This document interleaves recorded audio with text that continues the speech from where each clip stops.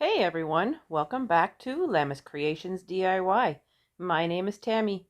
In today's video I'm going to show you a few things, a sign that I made, and my own corkboard. Let's start crafting. So for this first sign I picked up these wood pieces at a garage sale. I got the bundle for $1, and for the longest time I couldn't think of what to do with them. They're kind of odd shaped, almost like a T.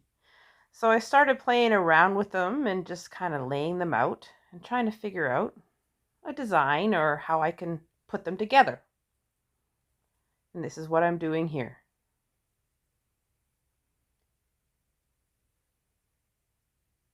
After I laid them all out, I thought, yep, perfect. I know what I'm going to do. So using my wood glue and my hot glue gun, I'm going to glue all the wood pieces together, putting in some wood glue in spots.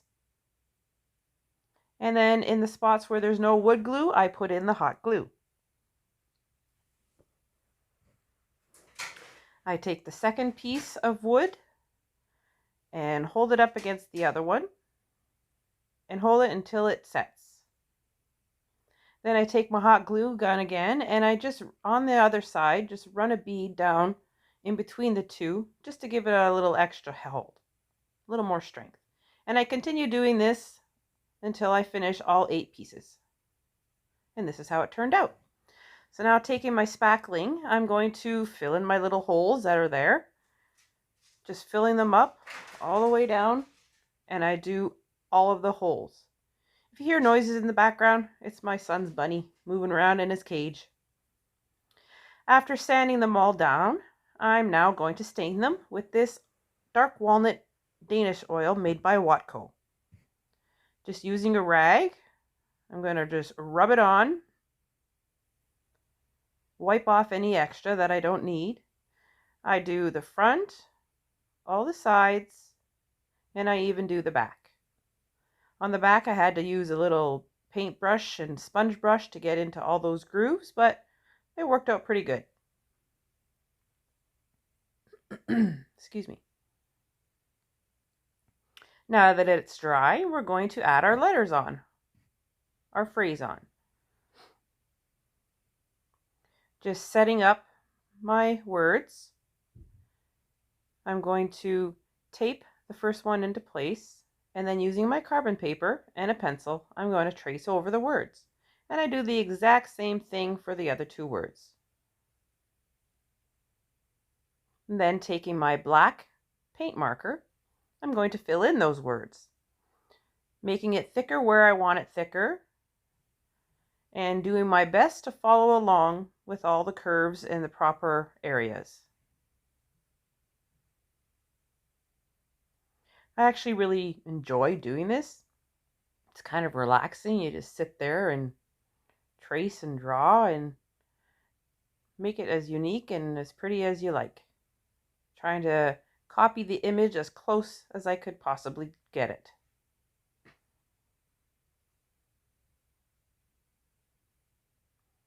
And doing it this way with the carbon paper, if you're anything like me and not all that great with the handwriting, you can get some pretty fancy letters and some pretty fancy words just by copying it over with carbon paper. Or you can do the old school trick where you color on the back side of the word with a pencil, and then you flip it over and trace it over, and it'll transfer your letters or your image. Or if you have a Cricut, you can use a Cricut. Now taking my white paint marker, I'm just going to fill in some details in along the words. Just highlighting them and giving it a little more pizzazz, making them stand out a little better. I do it to all the words.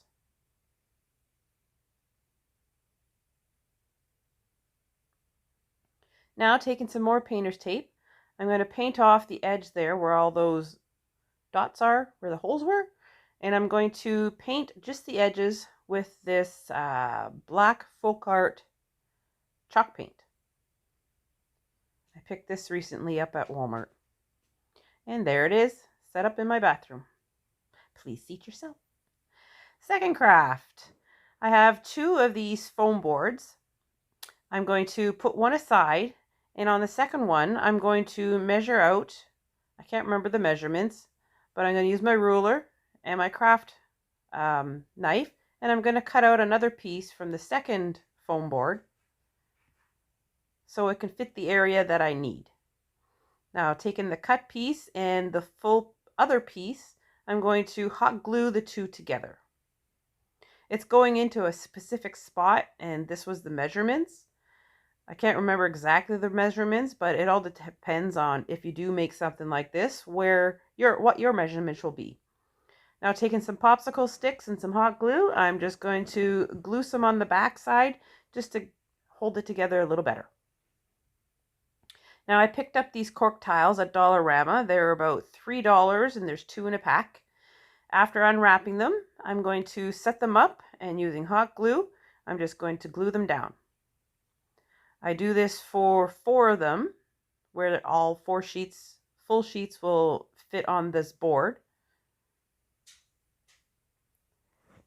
And then, taking some other pieces, I'm going to measure out to fill in the rest of the white spots on my board. Measure out, cut it with my craft knife,